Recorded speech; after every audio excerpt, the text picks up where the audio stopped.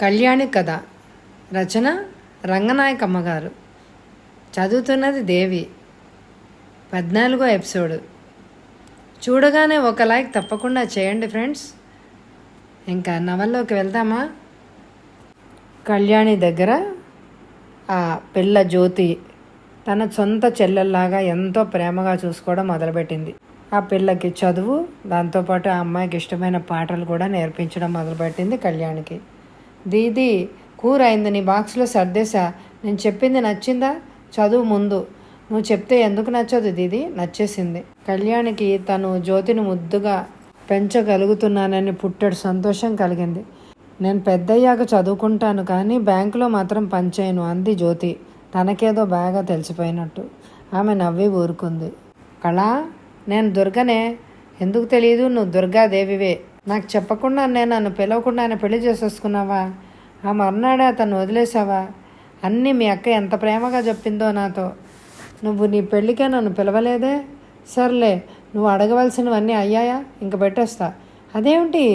అదేంటి ఇంకా నాకేం చెప్పవా? ఎందుకు? నీ ఫ్రెండ్ అన్నీ చెప్పిందిగా. నువ్వు నా ఫ్రెండ్వి కాదా? కాను. అది తెలియదా? నాకు శత్రువు నీ ఫ్రెండ్ అయితే నేను నీకు ఫ్రెండ్ని ఎలా అవుతాను? అబ్బబ్బా, నీతో ఇదే ఇబ్బందే. మీ ఆయన, మీ అత్తగారు, ఆడబిడ్డలు ఎంతో మంచివాళ్ళట కదా. వాళ్ళందరినీ ఎందుకు వదిలేసావు? రేపు మీ ఆయన నీ దగ్గరికి రానంటాడా? కళ్యాణి ఫోన్ మూసేసింది. ఆ రాత్రి మళ్ళీ దుర్గ పిలిపే కళ్యాణి పొరపాటుగా ఎత్తింది. కళ, నేనేం చెప్తూ మాట్లాడుతున్నానో నాకే తెలియడం లేదు. నీ కష్టాలేంటో నాకు చెప్పు. మీ అత్త దగ్గరికి వెళ్ళి గడ్డి పెట్టి మరీ అడుగుతాను. అంతా నాకు చెప్పు. వాళ్ళకి పెట్టాలన్న గడ్డి తీసుకెళ్ళి ఆ గడ్డిని వాళ్ళు నీతోనే తినిపిస్తారు. అలాంటి పిచ్చి పని చేయకు. వాళ్ళకి చేయవలసింది వాళ్ళని వదిలేయడమే. అంతకన్నా వాళ్ళకి బోధించేది ఏమీ ఉండదు. పోన్లే, మీ అక్కని, మీ అమ్మని, నాన్నని కూడా ఎందుకు వదిలేశావు? నేను అక్కడ పుట్టాను, కానీ వాళ్ళు నన్ను చిన్నప్పుడే వదిలేశారు. వాళ్ళకి నచ్చని కులం వాళ్ళని పెళ్లి చేసుకున్నాను నేను. ఆ కారణం చెప్పి పూర్తిగా వదిలేశారు. అలాంటి వాళ్ళని నేను వదిలేస్తే నాదేం తప్పు? ఏమిటే కళ, నువ్వు నాకు అర్థం కావడం లేదు. అవును, నేను నీకు అర్థం కాను, నువ్వు కూడా నాకు అర్థం కావు. ఏం చేస్తాం? అర్థం చేసుకోవాలనే ప్రయత్నాలు ఎందుకు? పెట్టేస్తున్నా దుర్గా. జ్యోతి, దుర్గ గుర్తొచ్చిందని నాకు. దుర్గ వద్దు, రాదని గుర్తు చేసుకో. సర్లే, ఫోన్ చేసింది. అదేం చెప్పింది? ఏం చెప్పలేదు. వాళ్ళ ఇల్లు మా ఇంటికి దగ్గరేగా. ఆ రోజుల్లో ఎప్పుడైనా నేను వెళ్తే అది వాకిట్లో చెట్టు కింద ఉయ్యాల ఊగుతూనో ఏదన్నా గిన్నె నిండా పెట్టుకొని తింటూనో కనపడేది. నీకు కొంచెమైనా పెట్టేదా? అది కాదు, వాళ్ళమ్మే పెట్టేది. అసలు వాళ్ళ ఇంట్లో వాళ్ళమ్మ ఎప్పుడు ఏదో పని చేస్తూ ఉంటే ఇది తింటూనో నిద్రపోతూనో ఎవళ్లతోటో కబుర్లు చెప్తూనో కూర్చుని ఉండేది. అసలు నీకేం చెప్పాలనుకున్నాను అంటే, దుర్గకి ఓసారి పెళ్లి చూపులు జరిగాయి. ఆ పెళ్ళికొడుకు ఎవడో కాస్త ఉద్యోగం చేసేవాడే. తల్లి తండ్రిలు ఉన్నవాడు. తండ్రి ఉద్యోగం నుంచి రిటైర్ అయిపోయి ఇంట్లో ఉన్నాడు. దీది, ఈ దుర్గ కథ మనకెందుకు? అయ్యో వినవే చెల్లి, వింటే మనం ఎలా ఉండకూడదో మనకు తెలుస్తుంది. దుర్గ నుంచి నేర్చుకోవాలా మనం? ఎవరి నుంచైనా నేర్చుకోవాలి, మా అక్క నుంచైనా. అమ్మో, ఇలా తయారవుతున్నావేంటి? దుర్గా పెళ్లి చూపుల్లో పెళ్లి కొడుకుని ఏమడిగిందో తెలుసా? అమ్మో, చెప్పు ఏమడిగింది? మీ నాన్నకు ఉద్యోగం పోయింది కదా, పెన్షన్ వస్తుందా అని అడిగిందట. అదంతా నాకు అదే చెప్పింది. ఆ అబ్బాయి తెల్లబోయి వస్తుంది అనుకుంటా అన్నట. ఎంత వస్తుంది అందట. అతను చెప్పలేకపోయాడు. పెన్షన్ వస్తే అది 5,000 10,000 కాదు, 4-5 వేలు అయినా ఉండాలి. మీ ఫాదర్ని నీ దగ్గరే ఉంచుకుంటావా? నీకు కష్టం కదా అందట. ఎంత తెలివిగా అడిగానో చూడు అన్నట్టు చెప్పింది నాకు. ఆ అబ్బాయి లేచి వెళ్ళిపోయాడు. సిగ్గుపడి వెళ్ళిపోయాడే అని దుర్గే చెప్పింది. ఒక్క మాట నాతో అని మా అక్క దగ్గరికి పరిగెత్తింది. ఇద్దరికి భలే కుదురుతుందిలే. లావణ్య, నువ్వు అడగవన్నట్టే అడిగానే, లేచిపోయాడు అంది అక్కడ అరుస్తూ. ఇంకొకటి దొరుకుతాడులే అంది ఆవిడ. అది దుర్గ కథ. ఆ దుర్గతో స్నేహం ఎలా చేసావు దీది? తప్పంతా నీదే. నెలలు గడిచిపోతున్నా ఆ మనిషి చేయడే. ఆ మనిషి చెయ్యాలని కళ్యాణి ఎప్పుడూ ఎదురు చూడండి కాదు. చేస్తాడేమో హఠాత్తుగానే సందేహం. ఒకప్పుడు ఆ శంకర్ ఫోన్ కోసం ఎంత ఎదురు చూసేది. అప్పటికి ఇప్పటికి ఎంత తేడా. కళ్యాణి జ్యోతికి అప్పుడప్పుడు ఒకటి బోధిస్తూ ఉంటుంది. జ్యోతి, ఒక్క సంగతి ఎప్పుడూ గుర్తుపెట్టుకో. నేను అక్క, నువ్వు చెల్లెలు. ఎవళ్ళు అడిగినా అలాగే చెప్పాలి. మనం అలాగే ప్రేమలతో ఉండాలి.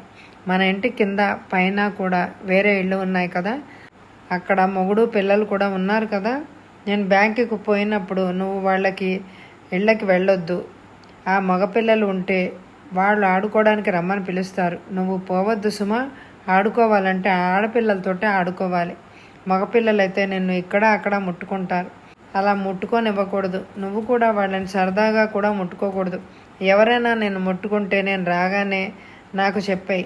అప్పుడు వాళ్ళని పిలిచి అడుగుతాను. మనం మన ఇంటిని మన ఒంటిని చాలా శుభ్రంగా జాగ్రత్తగా ఉంచుకోవాలి. తెలిసిందా? అసలు మనం చక్కగా చదువుకోవాలి, పరీక్షలు పాస్ అవ్వాలి, ఇంటి పనులు చేసుకోవాలి, పుస్తకాలు చదువుకోవాలి. మంచి వాళ్ళైతే వాళ్ళతో మాట్లాడాలి. ఎవరు మంచివాళ్ళో ఎవరు చెడ్డవాళ్ళో మనకెలా తెలుస్తుంది? తెలియదు. కాబట్టి మనము ఎవళ్ళతోటి ముందే ఎక్కువగా మాట్లాడకూడదు. దీది, నేను దీపక్తో ఆడుకుంటున్నాను నిన్న. ఏ ఆట? వాడు ఏడుస్తుంటే ఎత్తుకున్నాను, ఒళ్ళో పెట్టుకొని జోగొట్టాను. నిద్రపోతే వాళ్ళ అమ్మకి ఇచ్చేసాను. ఓ అదా, ఆ 2 ఏళ్లవాడా? అంత చిన్నపిల్లలైతే పర్లేదు, ముద్దుగా ఎత్తుకోవచ్చు. పెద్దగా ఎత్తుగా ఉండేవాడే దీపక్ అన్నా వాడితో ఆడుకోవద్దు. దీపక్ నాన్నతో కూడా ఆడుకోవద్దు. ఎవరన్నా నిన్ను ముట్టుకుంటే నాకు చెప్పేయాలి సుమా. నేను పోలీసులకు చెప్పేస్తాను. నాకు చెప్తావు కదా? చెప్పను దీది, నేను అసలు ఎవ్వళ్ళని ముట్టుకోనుగా. అది చాలా మంచిదానివి. నేను అక్కని, నువ్వు చెల్లెలివి. అక్క చెప్పినట్టు మంచి మాట చెప్తే చెల్లెలు వినాలి. సీమా మేడం చెప్పినట్టు నేను వింటాను కదా. ఆ రోజు నుంచి జ్యోతి కళ్యాణ్ రాగానే రోజు చెప్పేస్తూ ఉంటుంది. దీది, నేను దీపక్ అన్నను ముట్టుకోలేదు, శరత్ని ముట్టుకోలేదు. అస్సలు వాళ్ళు లేరు, ఊరెళ్ళారు. నేను ముట్టుకోలేదు. వాళ్ళ ఊరి నుంచి వస్తే ముట్టుకుంటావా? ముట్టుకోను. మరి ఆ దీపక్ని ఎత్తుకోవద్దా? చిన్న పిల్లలైతే సరే, అయినా నీ పాటను నువ్వు చదవాలి. వాళ్ళ ఇంటికి వెళ్లకుండా మన వీధి తలుపులు వేసుకుని చదువుకొని నిద్రపో. లేకపోతే కొంచెం సేపు టీవీ చూడు. దీది, టీవీ బాగోదు, పాటలు పెట్టే బాగుంటుంది. కొందాంలే, మర్చిపోతున్నాం. సీమా మేడం పెట్టి ఇచ్చేస్తే కానీ మనం కొనం. నీకే ఆ పెట్టి తప్పకుండా కొందాం. ఇవాళ పాఠం చదివావా? అప్పచెప్పనా దీది? అప్పచెప్పక్కర్లేదు. చదవడం రాయడం వస్తే చాలు. కాఫీ తీసుకురా, తాగుదాం. నాకు ఆకలిగా ఉంది. నాకు ఆకలి లేదు దీది. మరమరాల ఉండలు బాగా తినేసా. నువ్వు కూడా తిను దీది. అయితే తీసుకురా. తినడానికి ఇది ఏది ఉన్నా దాన్ని తీసుకోవడానికి దీదీని అడగక్కర్లేదు. ఏది తినాలి అనిపిస్తే అది తీసుకొని తినొచ్చు జ్యోతి. తినాలి కూడా. దీదీ, నాకు మిషన్ కుట్టడం వచ్చు. మేడం దగ్గర మిషన్ ఉంది. మనం కూడా కొంటే నేను అందరికీ కుడతా. కొంచెం డబ్బులు ఇస్తారు దీదీ. డబ్బు కోసం అక్కర్లేదు కానీ నీకు ఆ పని బాగా రావాలే. అది కొందాంలే. రాధా, నాకు కిందటి నెలలో నెలసరి జరగలేదే. ఏమోలే అనుకున్నాను. ఈ నెల కూడా అలాగే అయింది. అది కాదు కానీ అస్తమానం వికారంగా ఉంటుంది. కాఫీలు తాగలేకపోతున్నాను. వాసన నచ్చడం లేదు. అన్నం ఉడుకుతుంటే ఆ వాసన వికారం పెట్టేస్తుంది.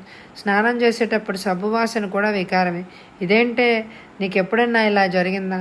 నాకెప్పుడు అలా అవ్వలేదు కానీ మా అక్క అప్పుడు దాన్ని లేడీ డాక్టర్కి చూపించింది. ఏం చెప్పిందా డాక్టరు? ఏమో, అదంతా నాకు గుర్తులేదు. నువ్వు మేడంకి చెప్పరాదు? చెప్తా. నీకు తెలుసేమో అని నీకు చెప్పాలే. ఇప్పుడే అడుగుతా మేడంని. మేడం పిలవగానే పలికింది. కళ్యాణి రాధకి చెప్పినట్టే అంతా చెప్పింది. మేడం, నాకేదో జబ్బు వచ్చింది, మంచి డాక్టర్ని అడగాలి.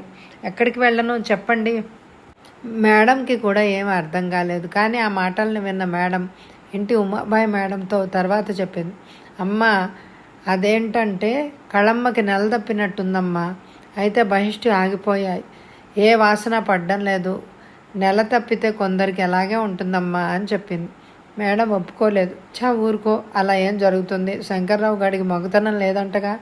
వాడి గొప్ప ప్రదర్శించడానికి మందు తెగ మింగాడు కానీ దానివల్ల ఏం జరుగుతుంది అని సీమ తన ఇంటి మనిషి మాటలు ఎగరగొట్టేసింది. అయినా ఆడమనిషి ఊరుకోలేదు. అమ్మ, ఆ కళమ్మని ఆడ డాక్టర్ అమ్మ దగ్గరికి తీసుకువెళ్ళమనండి. కళమ్మ కొంప ముంచకండి. కళమ్మ వెంట నేను కూడా వెళ్తాను. నా మాట వినండి అని మేడం మీద కేకలేసింది. మేడం ఇంకా నోరు మూసి వెంటనే రాధకి చేసింది. రాధా, నువ్వు వెంటనే వచ్చి కళ్యాణిని లేడీ డాక్టర్ దగ్గరికి తీసుకెళ్ళు. ఆ డాక్టర్ అమ్మ మాకు తెలుసులే. ఆ డాక్టర్ అకౌంట్ మా దగ్గరే బ్యాంకులో ఉంది. ఆవిడ జాగ్రత్తగా చూసి నిజమే చెప్తుంది. వెంటనే నువ్వు రా, ఆపేస్తున్నాను. ఆ తర్వాత సీమ ఆ లేడీ డాక్టర్కి కూడా ఫోన్ చేసింది. డాక్టర్, బ్యాంక్లో పనిచేసే కళ్యాణి మీకు కూడా తెలుసు. ఆమెకేదో కంప్లైంట్గా ఉంది. చాలా భయంతో షాకింగ్గా ఉంది. మీరు ఆమెతో కొంచెం దయగా ఉండాలి. ఆమె అనారోగ్యం ఆమెకి వివరంగా చెప్పండి ప్లీజ్. తల్లి తండ్రి వదిలేశారు. పెళ్లి జరిగింది కానీ ఆ కుర్రాడి చెడ్డతనం భరించలేక ఆ మర్నాడే వదిలేసి వచ్చేసింది. ఇప్పుడు ఉన్న కంప్లైంట్ ఏమిటో మీరే చెప్పాలి. మీరు డాక్టర్ కాబట్టి మీ మాట నమ్ముతుంది. ఆ మరుసటి గంటలో కళ్యాణిని దాదాపు బలవంతంగా వాదాలతోనే ఆడ డాక్టర్ దగ్గరికి తీసుకువెళ్ళవలసి వచ్చింది. కళ్యాణి వెంట జ్యోతి కూడా నీలే గగన్కే తలే అనే పాట పాడుతూ నడిచింది. ఆ పాటను కళ్యాణి బాగా వ్యతిరేకిస్తుంది. నీ మొహం పాటే అది. ఆ రాగం చాలా మధురంగా ఉంటుంది కానీ నీలాకాశం కింద ప్రేమించుకుందాం ఏమిటి? ఎవరు రాశారు అది?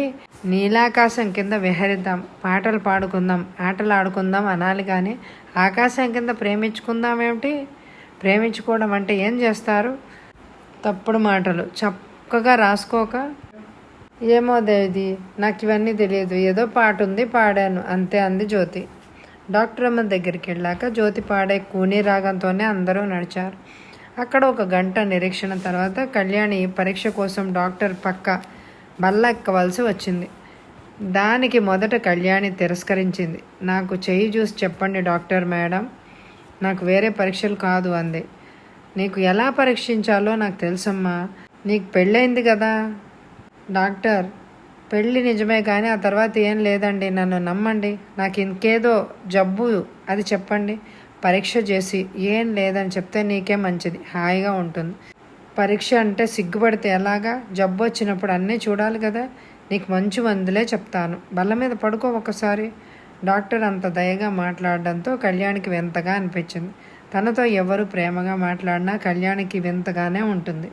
మౌనంగా బల్లెక్కింది. కళ్ళు చెమర్చినా భరించింది. కళ్యాణికి ఇష్టం లేక జరిగిపోయింది ఆ పరీక్ష. డాక్టర్ అమ్మ తక్షణం రిపోర్ట్ రాసి ఎదురుగా మౌనంగా కూర్చుని ఉన్న పేషెంట్ చేతికి అందించింది. కళ్యాణి ఆత్రంగా దాన్ని చదివింది.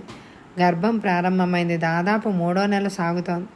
కళ్యాణి నిర్లక్ష్యంగా చూసి డాక్టర్ని, మేడం ఇది నిజం కాదు, పెళ్ళి అనే మాట విని మీరే అదే అనుకున్నారు. డాక్టర్ ఇంకా శాంతంగా ఉండలేకపోయింది. తీవ్రంగా మాట్లాడింది. చూడు, నీ గర్భంలో శిశువు పెరుగుతోంది. అది ఆడ శిశువో మగ శిశువో డాక్టర్లకు కూడా తెలియదు. ఇంకో 6 నెలల్లో నువ్వు తల్లివి అవుతావు. కొడుకునో కూతురునో ఎత్తుకుంటావు. అప్పుడు నువ్వే సంతోషిస్తావు. నీ గర్భంలో నీ బిడ్డ ఆరోగ్యంగా పెరగాలంటే నువ్వు ప్రతి నెల నా దగ్గరికి రావాలి. బీపీ లేకుండా చాలా జాగ్రత్తగా చూసుకోవాలి. నీకు బీపీ ఉంటే నీ బిడ్డకి చాలా ప్రమాదం.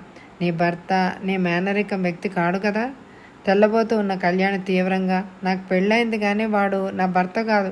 నా గర్భంలో శిశువు ఉండడానికి అవకాశమే లేదు అంటూ లేచిపోయింది. కళ్యాణి వెంట రాధా, జ్యోతి, ఉమాబాయి అందరూ సీమా మేడం దగ్గరికి చేరారు. డాక్టర్ ఇచ్చిన రిపోర్ట్ని సీమా చూసింది. ఆశ్చర్యపడింది. కళ్యాణి అదృష్టవంతురాల్ని. కూతురునో కొడుకునో ఎత్తుకుంటావు. అంత సంతోషం నీకు. నా సంగతి చూడు, రాధ సంగతి చూడు. మేము తల్లులం కాగలిగామా? నువ్వే చెప్పు అంది నెమ్మదిగా. కళ్యాణి కళ్ళు ధారాపాతంగా వర్షించాయి. మాట్లాడలేకపోయింది. చేతులతో మొహం కప్పుకొని ఏడ్చింది. మేడం, ఇది నాకొద్దు, దీన్ని తీసేయమని డాక్టర్కి చెప్పను. నేను ఎలా చెప్పను? ఇంకో 6 నెలలు ఓపికగా ఉండు. ఆ బిడ్డ బయటపడ్డాక నాకు ఇచ్చేయి. జ్యోతిని కూడా నాకు ఇచ్చేయి. ఆ బిడ్డను నేను పెంచుతాను, చక్కగా చదివిస్తాను, సంగీతం నేర్పిస్తాను. నీ గర్భం నీ కోసం కాదనుకో, అది నా కోసం. దాన్ని నా కోసం పెరగనే. ఇంకెన్నాళ్ళు? 6 నెలలే కదా. రాధ చప్పునంది. మేడం, మీరు కాదు, మీ వల్ల అవ్వదు. నేను పెంచుకుంటాను. మా వాళ్లకు కళ్యాణి తెలుసు. కళ్యాణి ఇచ్చేస్తే మా వాళ్ళు చాలా సంతోషిస్తారు. ఆడపిల్ల అయితే లత పేరు పెడతాను. లత పాటలంటే నాకు ఇష్టం. మగపిల్లాడైతే హేమంత్, లేకపోతే జగన్మోహన్. కళ్యాణి, నీకేం బెంగొద్దు. ఒక్క 6 నెలలే భరించు, సహించు. నాకో రాధకో దాన్ని దానం చేయి. కళ్యాణి కన్నీళ్లతోనే అడిగింది. మళ్ళీ మళ్ళీ అదే ప్రశ్న. అసలు నా శరీరంలోకి ఇది ఎలా చేరింది? చెప్పావు కదా ఆ రోజు రాత్రి నిద్రమాత్రలు పెట్టాడని, మర్నాడు పగలే ఏదో వాసనతో సృహ తప్పించాడని. కానీ అతనికి ఆ లక్షణమే లేదు కదా మేడం. ఏవో మందులు చాలా మింగాడు కదా. తాత్కాలికంగా వీర పురుషుడు అయ్యాడేమో. నేను నిద్రలో ఉంచేశాడు కదా, అది నీకు తెలియదులే. నన్ను అంత దగా చేసినా నేను ఈ పిల్లని కనాలా? కనాలి మరి. అది ఆ పిల్లని ఎరమా చెప్పు. ఆ బిడ్డ నిర్దోషి కాదా? ఆ నిర్దోషిని గర్భంలో లేకుండా రేపే చేయించుకోవచ్చు, కానీ అది నీకు న్యాయమా? ఆ బిడ్డ నీ గర్భాన్ని ఆశ్రయించింది, కానీ అతడి గర్భాన్ని ఎంచుకుందా? శిశువు పెరుగుతూ ఉంటే దాన్ని ముద్దు పెట్టుకోవాలి, కానీ దాన్ని పాడు చేస్తావా కళ్యాణి? నిన్ను మీ అమ్మ అబార్షన్ చేయించుకోవాలనే చూసింది, నువ్వు అలాగే చేస్తావా? అయ్యో మేడం, ఈ శిశువుని చూసి నన్ను అందరూ ఎంతో అనుకుంటారు కదా. ఏమీ అనుకోరు. నువ్వు పెళ్లి చేసుకుని వచ్చావని ఇక్కడ అందరికీ తెలుసు. అతని ప్రవర్తన నచ్చక విడిపోయావని ఇప్పటికే వాళ్ళు అనుకుంటున్నారు. నువ్వు తప్పుడు నడత నడిచావని ఎవ్వరూ అనుకోరు. ఈ సంగతి ఆ శంకర్రావుకి తెలియాలా? నేను చెప్పను. అవును, అది ఆలోచిద్దాంలే, తొందర ఏముంది? అసలు అతను ఇప్పటిదాకా పలకరించనే లేదు కదా. వాడు పలకరిస్తే నేను పలుకుతానా మేడం? వాళ్ళ పెద్దల్లుడు నారాయణ అనే ఆయన ఉన్నాడు కదా, అతనికి చెప్తే. అసలు ఎవరికైనా చెప్పడం ఎందుకు మేడం? చెప్పకపోతే అవును చెప్పడం ఎందుకు? ఉమాబాయ్ ఇలా జరిగిందని తెలియకపోతే కళమ్మ అమ్మ నాన్న ఏమనుకుంటారు? అందరు ఏమనుకుంటారు? కళమ్మ ఇక్కడ తప్పుడు నడత నడిచింది అనుకుంటారమ్మా అంది. రాధ నవ్వుతూ అంది. కళ, ప్రతి నెల డాక్టరమ్మ దగ్గరికి వెళ్ళి నీ ఆరోగ్యాన్ని చూపించుకోవాలి. ఒక పాపాయిని పెరగనివ్వనే, చక్కగా పెంచుకుందాం. నాకు చాలా సరదాగా ఉంది కళ. ఉంటుంది, బాధ అనేది కాదు కదా. అయితే నీ కడుపు నుంచి ఆ బొమ్మను తీసి నా కడుపులో పెట్టమని అడుగుతాను. డాక్టర్ అలాగే చేస్తానంటే నాకు ఇచ్చేస్తావా? నీ బాధ వదిలించుకుంటావా? అందరూ నవ్వారు, కళ్యాణి తప్ప. పెద్ద ఆలోచనలో పడిపోయిన కళ్యాణి ఏదో తేల్చుకున్నట్టు మా అక్కకి నారాయణ గారికి రాస్తా, నా తప్పు కాదని తెలుస్తుంది. అది బాగా ఆలోచించావమ్మా అంది ఉమాబాయ్. కళ్యాణి అయితే మేడం ఆ శంకర్రావు వచ్చి పడితే అంటూ భయంగా చూసింది. రాడు రాడు, ఈ పురిటి ఖర్చులు అవి తను పెట్టుకోవాలేమో అని అనుకుంటాడు, అందుకే రాడు. అలాగైతే పర్లేదు అంది కళ్యాణి నిర్భయంగా. అప్పటిదాకా మౌనంగా కూర్చునున్న జ్యోతి, దీది పాపాయిని పెంచడం నాకు వచ్చు, నేనే పెంచుతా. నువ్వు బ్యాంకుకి వెళ్ళి వచ్చి నీళ్లు పోసేసుకుని పాపాయిని ఎత్తుకో, అంతే. పిల్లకి పాలెవరిస్తారే, నువ్వే ఇస్తావా అంది ఉమాబాయ్. జ్యోతి సిగ్గుపడిపోయింది. సీమ పోతపాలు కాదు, తల్లిపాలే ఉండాలి కళ్యాణి. నువ్వు పిల్లకి పాలిస్తే చాలు, మిగతా పనులన్నీ ఉమా జ్యోతి కలిసి చేసేస్తారు. మనం పక్క పక్కనే ఉన్నాం కదా, నువ్వేం కంగారు పడకు. పిల్లని పెంచే పూచి నీది కాదు, మాది. కళ్యాణికి ఆందోళన పోయినట్టు పైకి కనపడిందే కానీ ఏదో పెద్ద భారం నెత్తి మీద పడ్డట్టే అయింది. నారాయణ అన్నయ్య గారికి రాస్తా అంటూ లేచింది. అన్నయ్య గారు, నేను సిగ్గుపడకుండా ఒక మాట చెప్పాలి అని అనిపిస్తోంది. అతను నాకు పెళ్లికి ముందే తన లోపాన్ని చెప్పినప్పుడు ఎవరికైనా దేహంలో లోపాలు ఉంటే ఉండవచ్చు అని అనిపించింది, కానీ అది ఒక కష్టంలాగా నాకు అనిపించలేదు. అదే చెప్పాను అతనికి.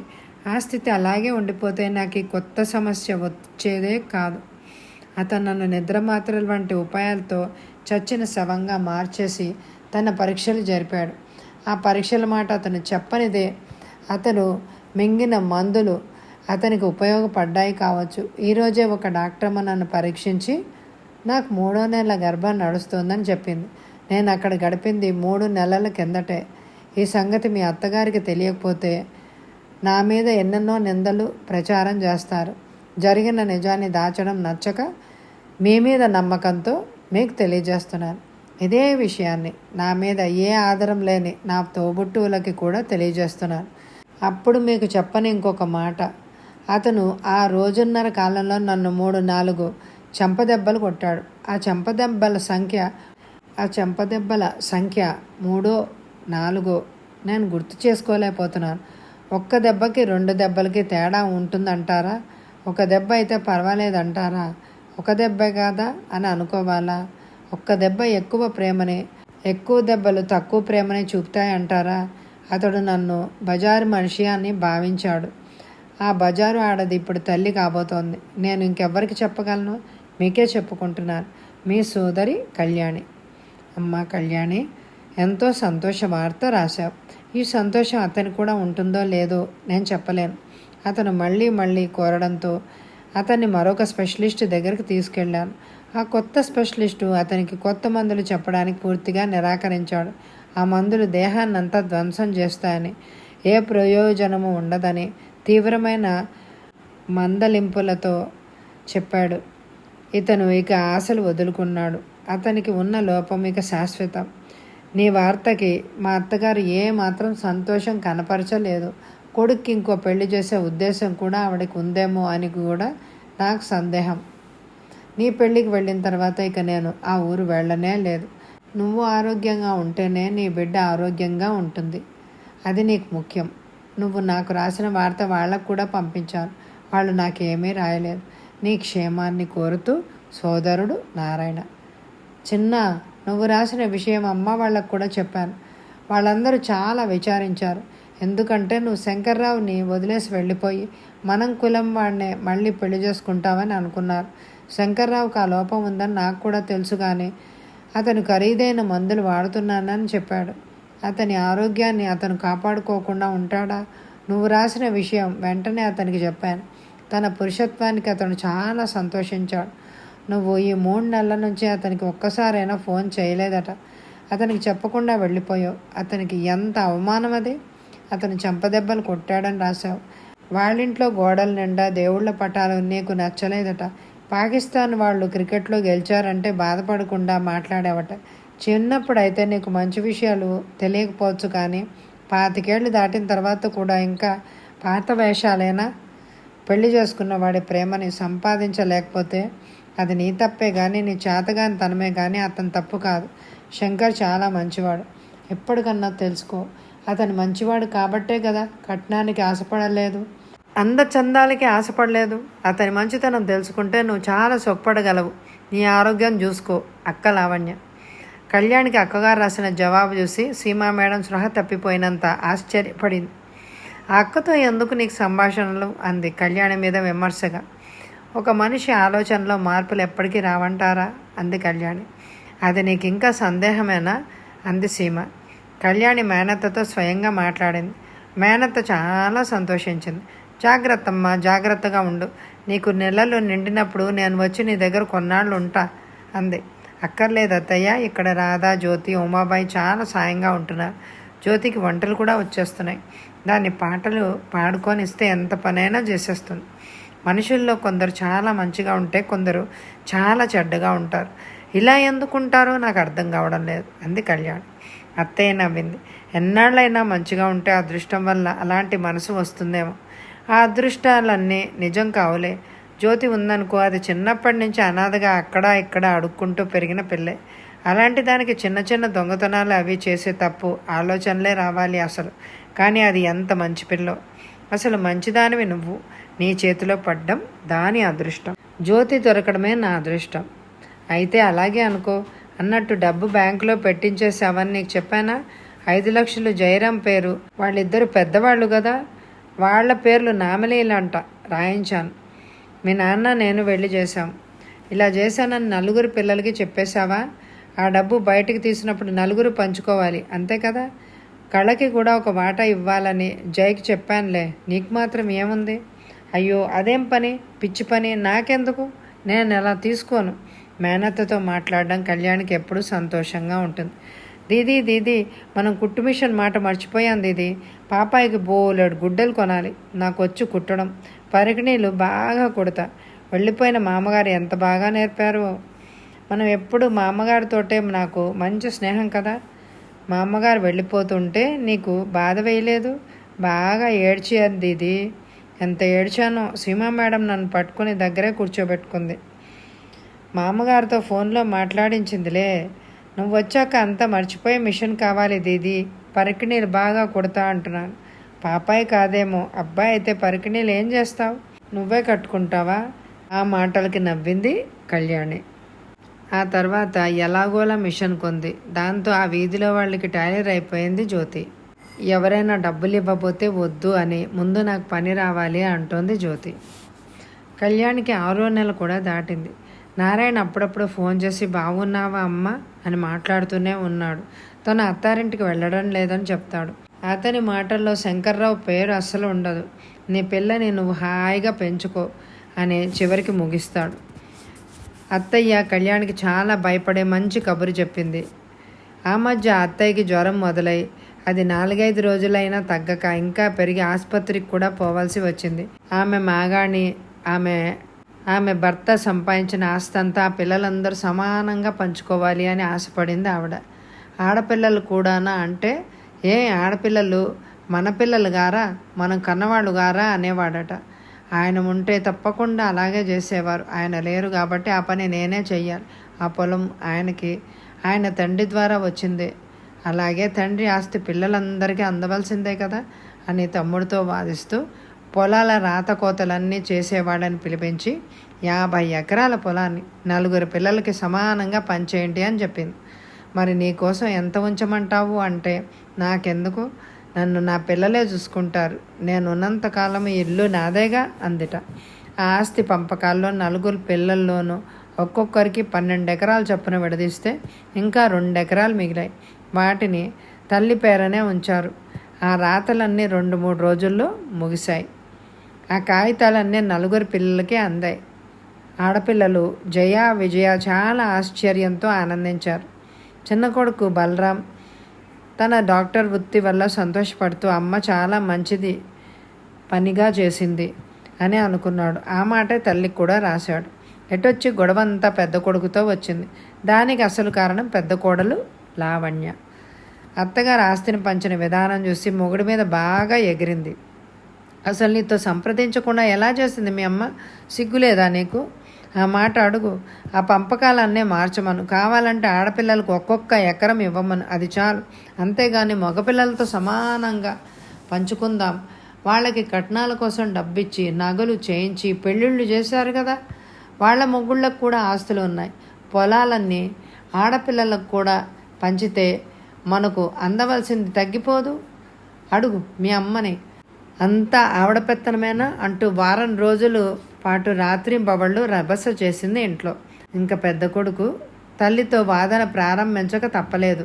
భార్య తన మీద విసిరిన ప్రశ్నలే తను తల్లి మీద విసిరాడు. అయితే ఆ తల్లి కాసేపు నవ్వి, మగ పిల్లలే కాదు ఆడపిల్లలు కూడా నా పిల్లలే, నా న్యాయం ప్రకారం నేను చేశాను, మీ తండ్రి అలాగే జరగాలి అనేవాడు. ఇదంతా మీకు ఇష్టం లేకపోతే మీ పొలం తీసుకోకు, వదిలేయి, దాన్ని కూడా ఆ 3కే పంచేస్తాను. ఆడపిల్లలకి కట్నాలు ఇచ్చి పెళ్ళిళ్ళు చేశాం కదా అంటే మగపిల్లల్ని అంతంత ఖర్చు పెట్టి చదివించడం లేదా? వాళ్ళ కట్నాల ఖర్చులు, వీళ్ళ చదువుల ఖర్చులు 2 ఖర్చులే. నాతో పోట్లాటకు దిగకు. నీ అందగత్త పెళ్ళాన్ని ఆనందపెట్టుకో, నా జోలికి ఇంకెప్పుడు రాకు అని చివరికి నిర్మోహమాటంగా చెప్పేసింది. అత్తగారి మాటలన్నీ కోడలు కూడా ఫోన్ స్పీకర్లో వింటూనే ఉంది. అత్త మీద నోరెత్తలేక కళ్ళు తుడుచుకుంటూ కూర్చుంది. ఆమె భర్తగారు, ఊరుకో వన్య, ఊరుకో, అమ్మ పేరు మీద ఉన్న 2 ఎకరాలు మనకే వస్తుందిలే, ఆమెనే ఇమ్మని అడుగుతాను, అమ్మ పోతే ఆ ఇల్లు కూడా మనకే వస్తుందిలే అంటూ భార్యను ఓదార్చాడు. పోతేనా, ఎప్పుడు పోతుంది? అసలు ఆ మట్టి కొంప ఎవరికి కావాలి? ఎంత న్యాయమో చూడు. మీ అక్కలిద్దరిని ఆస్తులు ఉన్న వాళ్ళకే చేశారు కదా, ఇంకా వాళ్ళకి 12 ఎకరాలు ఇవ్వాలా? చెప్పుకుంటే మన ఆస్తి కన్నా వాళ్ళ ఆస్తులే ఎక్కువ. అది కాదు బావా, తల్లి గొప్ప కోసం ఇస్తానంటే మాత్రం మీ అప్పలు అసలు ఎందుకు తీసుకోవాలి? మాకొద్దు, మాకు బోలెడు ఆస్తి ఉంది అని చెప్పకూడదా? వాళ్ళకేం పొలాలు ఉన్నాయి వన్య, 2-3 ఎకరాలు ఉంటే ఉండొచ్చు. వాళ్ళకు కూడా పిల్లలు ఉన్నారుగా. ఉంటే మనం ఒక్క బాబుతో సరిపెట్టుకున్నాం. ఎక్కువ ఆస్తి లేని వాళ్ళు 2-3 పిల్లలు ఎందుకు కనాలి? మన ఆస్తి తేరగా దొరుకుతుందనా? నువ్వు జ్యోతిష్యం చూసి అలా జరుగుతుందని చెప్తే మా అమ్మతో మొదటే బాగా బాధించేవాడిని. అంతా జరిగిపోయింది, ఇంక ఇప్పుడు ఏం చేస్తాం? ఏం జరిగింది అంతా ఇంకా చేస్తాం అని ఊరుకుంటామా? ఇంకా రిజిస్ట్రేషన్ లాంటివి చేయలేదుగా. మీ అక్కలకి ఒక్కో ఎకరం చొప్పున ఇచ్చి మిగతాది వెనక్కి తీసుకోమను, లేకపోతే మళ్ళీ నీ దగ్గరికి రాము అని గట్టిగా చెప్పు. మా అమ్మ సంగతి నీకు తెలీదా? నేను అలా మాట్లాడితే మనకిచ్చింది కూడా వెనక్కి తీసేసుకుంటుంది, అది కూడా పోగొట్టుకుంటామా? పోనీ వన్య, పోనీ. నేను మాత్రం మీ అమ్మతోటి మీ అక్కలతోటి ఎవరితోటి మాట్లాడను, వాళ్ళ మొహాలు కూడా చూడను అసలు. మీ అమ్మ తమ్ముడికి చెయ్యి, అన్నదమ్ములు ఇద్దరు ఒక్క మాట మీద ఉంటే మీ అమ్మ జడవదా? వద్దులే, బాగుండదు. బలరాం నాతో అన్నాడులే, అమ్మ మంచిగా చేసింది అన్నాడు. వాడికి ఇంకేం చెప్పను? అయితే నేను చెప్పనా? వద్దు వన్య, మనకేం పర్వాలేదు, ఒక్క బాబే కదా, వాడికేం లోపం జరగదు. అంతేలే, నువ్వెప్పుడు అక్కల వైపే ఉంటావు. వాళ్ళ మొహాలు అసలు చూడకూడదు. వాళ్ళకెప్పుడు ఫోన్లు చేయకు. మీ అమ్మని బాగున్నావా గీవున్నావా అని పలకరించనక్కర్లేదు. అసలు మన ఇంటికి ఎవ్వరూ రావద్దు, మనం కూడా వెళ్ళొద్దు. చేతకాని వాళ్ళలాగా ఉంటే సరిపోతుందా? 25 ఎకరాలు రావలసిన చోట 12 ఎకరాలతో సరిపెట్టేసింది మీ అమ్మ. ఎలా చేసిందో చూడు. అవునులే, ఇక వాళ్ళతో మనకేం పని? అసలు మీ అమ్మ దగ్గరికి వెళ్ళొద్దు. తను ఫోన్ చేస్తే ఏం మాట్లాడతావు? మాట్లాడేది ఏముందిలే అంటాను. వన్య చాలా బాధపడుతోంది అను. అలాగే అంట, మన ఫ్యామిలీ మనది, వాళ్ళతో మనకేం పని? మరి వచ్చే ఎపిసోడ్లో లావణ్యకి ఆస్తి దక్కుతుందా? వాళ్ళ అత్త ఏం చేస్తుంది? ఇవన్నీ తెలియాలంటే వచ్చే ఎపిసోడ్ కోసం ఎదురు చూడండి. ఈ ఎపిసోడ్ని లైక్ చేయండి. Thank you very much my dear friends.